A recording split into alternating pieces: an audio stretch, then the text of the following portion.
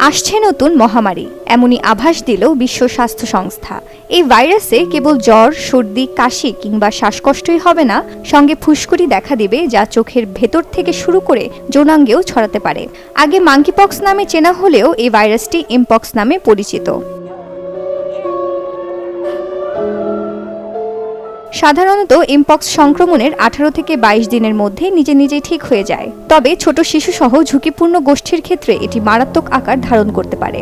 মাঙ্কিপক্সের সাধারণ লক্ষণগুলোর মধ্যে রয়েছে জ্বর, মাথা ব্যথা, পেশি ব্যথা, পিঠে ব্যথা, দুর্বলতা, ফোলা লসিকা গ্রন্থি ও ত্বকের ফুসকুড়ি বা ক্ষত।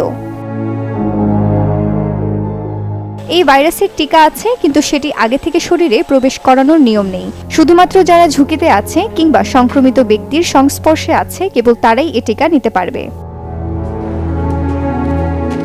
এরই মধ্যে পৃথিবীর বিভিন্ন দেশে ছড়িয়ে পড়েছে ভাইরাসটি। বিশেষ করে আফ্রিকায় এর সংক্রমণ তুলনামূলক বেশি। আফ্রিকার দেশ কঙ্গোয় প্রথম শনাক্ত হওয়ার পর থেকে এমপক্স এই মহাদেশের মধ্য ও পূর্বাঞ্চলীয় কয়েকটি দেশেও ছড়িয়ে পড়েছে।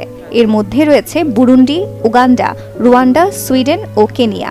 গেল 17 আগস্ট পাকিস্তানের স্বাস্থ্য মন্ত্রণালয় জানিয়েছে, দেশটিতে এমপক্সে আক্রান্ত একজনকে শনাক্ত করেছে তারা।